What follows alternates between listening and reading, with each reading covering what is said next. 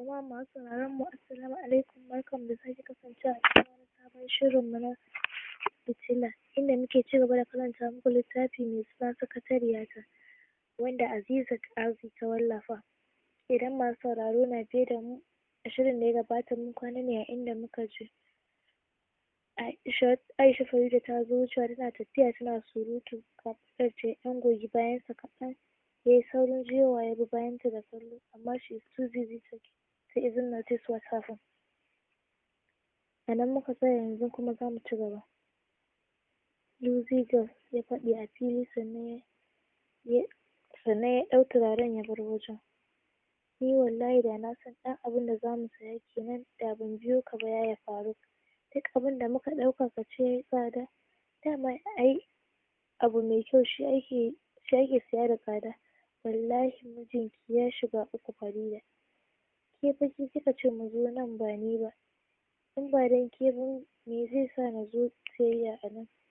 Amma yaya ai baka ce min baka da kuɗi ba ko? Allah ya shirye ki dai. Har suka bar mall ɗin, bata daina complain ba. Dama wasu kaya ne yaya Faruk zai siya na bikin ƙannensa. Ƙarshe dai daga mall ɗin kasuwa suka wuce. Ana zaune ana duba kayan da Faridan suka siyo, Maiduguri ta shigo tsakar gidan da sallama, dawowarta kenan daga yi wa Hajiya Yelwa kitso. Kai tsaye ɗaki ta nufa bayan ta gaishe su. Ke Jidda zo nan, Farida ta kira ta. Ba musu ta dawo ta tsuguna gefen Faridan ta ce, gani anty, kina gani kowa yana duba kaya yana sa albarka, ke zaki tsallake ki shige ciki? Da'a anty, zan cire hijabi ne na wanke hannuna sai na fito. Zainab ta ce, ba wani baƙin ciki take yi, ba nata kayan bane. Farida ta wurga mata wani awarwaro wanda ya doki hancinta maimakon bakinta da Faridan ta yi niyya.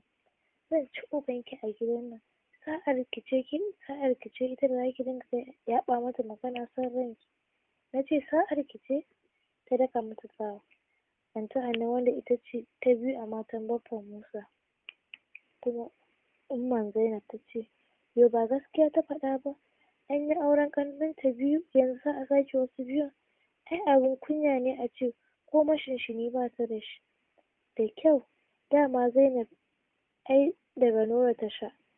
To bari in gaya muku, ta fi ƙarfin ta yi baƙin ciki da abin ƙannenta, saboda duk cikinsu ba wanda yake auren mijin.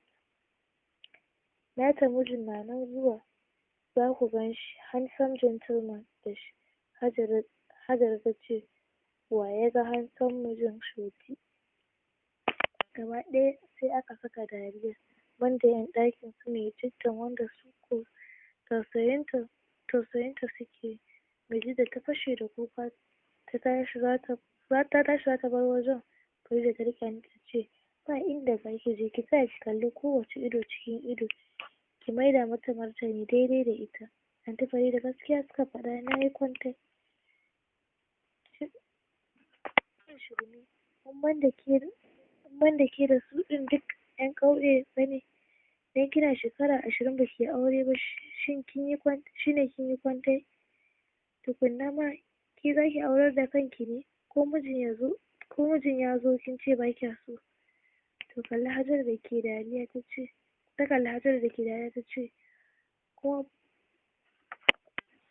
ke kuma fansararriya, za a yi auren ki at 16 years, ba abin da kike hangowa. Gaya mun me kika iya, wace sana'ar kika iya? Jakar banza kawai, yanzu aka wankar tsarki ma mai kyau baki iya ba. Tun tasowar ki ke daƙiƙiya ce, shi yasa ko jarabawar WAEC ma da kika ce ba za ki rubuta ba, har mijin da za ki aura abin alfahari ne. Shi ma wani tunkuzan ne kamar ki, ba ilimin Arabi ballantana boko. Hakan dai auren za ta yi, ta fi wasu da maneman ma ba ta da su, Anty Hanne ta faɗi tana hararan Farida. Wallahi Jidda ta fi ƙarfin ta auri miji kamar Haladu. Me za ta yi da irin su Haladu? Ai shi kam sai jaka irin su Hajara.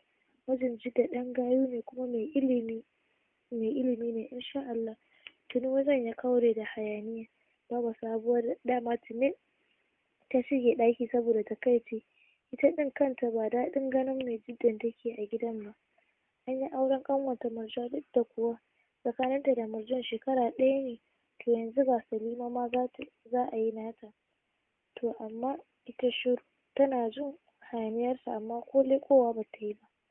Farida kam duk inda aka ɓullo kare mai Jidda take, ta hana ta tafiya kuma ta hana ta kuka. Ƙarshe dai sai gajiya suka bar ta, don in dai wajen dasa magana ne to Farida ta kere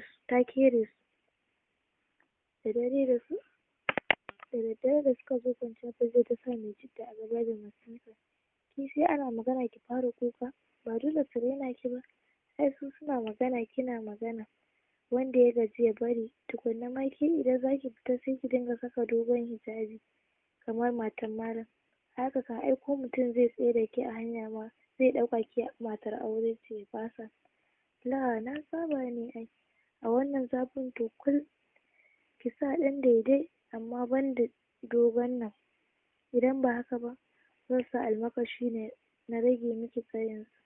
Kai anty, I'm serious. Mai Jidda ta sa dariya. Washe gari da sassafe Farida ta shirya za ta bi Yakubu wajen aiki saboda interview ya ce za a mata yau. Sai da za ta fita daga ɗaki mai Jidda ta shirya ita ma da alamar fitar za ta yi. ‘Yan mata ina zuwa da sassafe.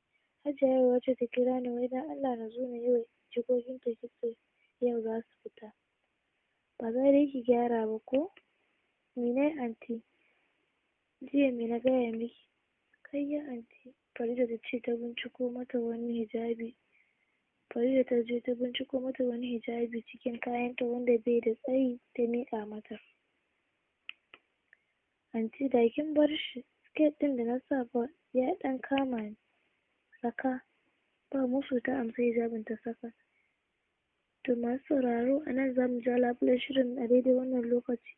Don ci gaba da sauraron wannan littafi sai ku ci gaba da bin mu a cikin wannan tasha namu ta YouTube channel mai suna 5 Elements TV. Ku ci gaba da kasancewa tare da mu domin samun wasu shirye-shiryen namu kamar fina-finan Hausa masu dogon zango da masu gajeren zango da kuma littattafan soyayya da na hikayoyi da na yaƙe-yaƙe. Don ci gaba da kasancewa tare da mu a koda yaushe, ku shiga ku yi liking, ku yi comment, ku yi subscribing sannan ku danna ƙararrawa.